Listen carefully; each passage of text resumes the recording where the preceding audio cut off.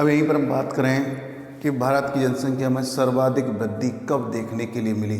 तो सर्वाधिक वृद्धि भारत में यदि हम बात करें तो 1961 से लेकर के 1971 के बीच में हमारे यहाँ पर सर्वाधिक वृद्धि देखने के लिए मिली और ये वृद्धि हुई थी 24.70% के बीच में। यानी हमारे यहाँ जो वृद्धि हमें 80 बोलेंगे इसको, 24.80% के बीच में ये हमारे यहाँ पर हमें सर्वाधिक वृद्धि देखने के लिए मिली 1961 से लेकर के 1971 के बीच में। देश की जनगणना का दायित्व भारतीय संविधान के अनुच्छेद 246 में केंद्र सरकार को दिया गया है। यानी भारतीय कॉन्स्टिट्यूशन के अंदर देखें तो जनसंख्या का जो अनुच्छेद हमारा, वो अनुच्छेद आता है, एक्ट हमारा आता है 246 के अंतर्गत भारत सरकार के संविधान में इसको समाहित किया गया है। अपन यहाँ पर बात करें कि आज़ादी के बाद यानी स्वतंत्रता के बाद जनगणना अधिनियम पारित हमारे यहाँ पर किया गया था। जनगणना अधिनियम पारित हुआ था, जनगणना अधिनियम ये हमारे यहाँ पारित किया गया था 1948 यानी कि 1948 के अंतर्गत हमारे देश में जनगणना अधिनियम को पारित किया गया। यहीं पर अपन बात करें तो 1961 में गृह मंत्रालय के अधीन जनगणना विभाग की भी हमारे यहाँ पर एक स्थापना की गई थी। और केंद्रीय स्तर पर यदि हम बात करें तो इस विभाग का शीर्ष अधिकारी जो हमने नियुक्त किया है वो होता है महारजिस्ट्रार एवं जनगणना आयुक्त। क्या बोलते हैं उसको? महारजिस्ट्रार एवं जनगणना आयुक्त।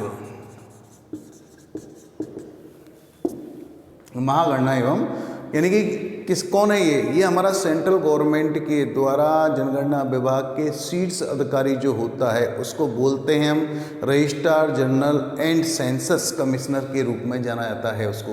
यानी उसको अपन कहते हैं महारजिस्ट्रार एवं जनगणना आयुक्त के रूप में। अगर हम भारतीय जनगणना के अंतर्गत बात करें तो जनगणना 2011 की जनगणना के काल में अपन देखें 2011 की जनगणना हुई थी हमारी, वो जनगणना हमारी कब से कब के बीच में हुई थी। उस जनगणना को हमने किया था 9 फरवरी से लेकर के 28 फरवरी 2011 के बीच में यहाँ पर हमारी जनगणना की गई थी। इसी के अतिरिक्त अपन यहाँ पर छोटे मोटे सवालों में अगर बात करें तो कई बार पूछता है कि जनगणना 2011 का आयोजन भारत के किस महारजिस्ट्रार या जनगणना कौन आयुक्त थे। तो उस समय जो जनगणना के आयुक्त थे हमारे वो थे doctor C Chandramouli. Doctor C Chandramouli ये कौन थे? हमारे महारजिस्ट्रार एवं जनगणना आयुक्त, जिनके के निर्देशन में इस जनगणना को किया गया। जबकि 2001 में जनगणना हुई थी हमारी, उसका कार्य किया गया था जयंत कुमार बंडिया के अंतर्गत। 2001 में जयंत कुमार बंडिया उनके निर्देशन में उस समय ये आयुक्त थे हमारे। और 2001 की जनगणना में आयुक्त थे जयंत कुमार बंडिया। और 2011 वाली जो जनगणना हुई है हमारी उसमें थे डॉक्टर सी चंद्रमौली, जिनके के निर्देशन में हमारे यहाँ जनगणना को संपन्न किया गया था।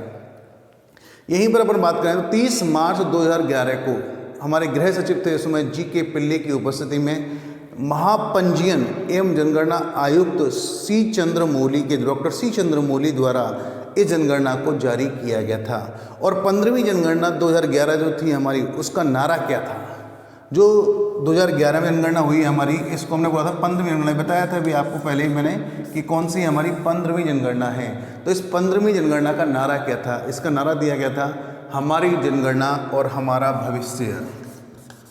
हमारी जनगणना हमारा भविष्य। ये 2011 की जनगणना का लोगो था, यानी इसको अपन कहते हैं, सॉरी नारा था ये उसका। अब हम देखें तो हमारे इसी जनगणना के अंतर्गत साक्षरता की दर का जो मापन हमने किया था, पहले साक्षरता 12 वर्ष से नापते थे, लेकिन अब जो साक्षरता दर का मापन किया गया उसके लिए हमने एक आयु वर्ग नियुक्त किया और वो आयुक्त किया गया 7 वर्ष। यानी कि 7 वर्ष के बच्चे की शिक्षा का शुरुआत हो जानी चाहिए।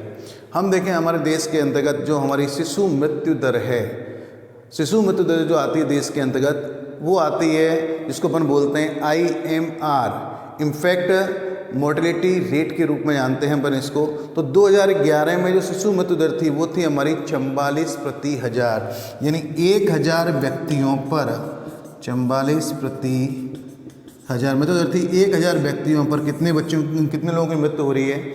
44 लोगों की मृत्यु को इसके अंतर्गत समाहित किया गया था। वह 51 शिशु प्रति हज़ार 2001 के अंतर्गत थी, यानी 2001 में हमारी 51 थी और घट करके 2011 में कितनी आ गई? वो हमारी 44 के अंतर्गत पहुंच गई थी। इसके अलावा अपन बात करें तो यहाँ पर एक नीति, जनसंख्या सिद्धांत को लेकर के नीति आई है, मालथस का सिद्धांत। इन्हें अपन कहते हैं कि मालथस के द्वारा प्राकृतिक नियमों के आधार पर जनसंख्या के सिद्धांत को प्रतिपादित किया गया था। जब अपन जनसंख्या भूगोल को पढ़ते हैं तो वहाँ मुख्य रूप से सिद्धांत चलता है मालथस का सिद्धांत, कि यानी कि जनसंख्या का सिद्धांत है वो किसके द्वारा दिया गया था? मालथस के द्वारा। देश में दृष्टि विकलांगों की संख्या हमारे यहाँ पर वर्तमान में सर्वाधिक देखने के लिए मिलती है, यानी दृष्टि अंधापन की जो समस्या है वो हमारे देश में काफ़ी अधिक मात्रा में देखने के लिए मिलती है। तमिलनाडु में महिला विकलांगता पुरुष विकलांगता से अधिक देखने के लिए मिलती है। इसी के अलावा अपन बात करें कि भारत में राष्ट्रीय जनसंख्या नीति 2000 के अनुसार 2045 तक जनसंख्या में हमें स्थिरता नहीं, उसमें एक पैरेलल लाने के लिए हमने एक लक्ष्य रखा है, यानी हमारा टारगेट है कि 2000 से लेकर के 2045 के बीच में जो हमारी जनसंख्या में इतनी अधिक वृद्धि हो रही है या मृत्यु दर में जो अधिक गिरावट आ रही थी उसको एकदम पैरेलल लाया जाए, यानी उसको कम किया जाए। यहीं पर एक चीज़ और जुड़ती है कि 2011 की जनगणना के अनुसार 1 मार्च 2011 को भारत की जनसंख्या हमारी हो गई थी, 1 मार्च 2011 की जनसंख्या हो गई थी 12.6 मिलियन थी। इतनी जनसंख्या हमारे यहाँ होती थी, जिसमें से 833.5 मिलियन ग्रामीण जनसंख्या के रूप में आती थी हमारी, और 377.1 मिलियन ये सारी जनसंख्या हमारी किस्म थी नगरीय जनसंख्या के अंतर्गत। यानी 1210.6 मिलियन जनसंख्या के अंतर्गत हमने इसको 2 पार्टों में ग्रामीण और नगरीय में बांट दिया। कुल कितनी आई हमारी? 1210.6 मिलियन। ये तो क्या हो गई हमारी टोटल जनसंख्या हो गई। टोटल जनसंख्या किसके अनुसार है हमारी? ये कब आ गई हमारी जनसंख्या? 1 मार्च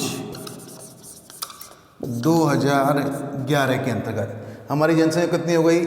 1210.6 मिलियन हो गई। अब इसमें से 883.5 मिलियन 883.5 मिलियन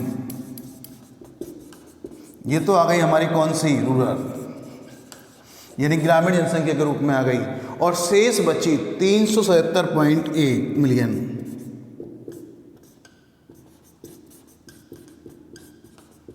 ये आ गई हमारी कौन सी? अर्बन, यानी कि नगरीय जनसंख्या के रूप में इसको हम देखते हैं।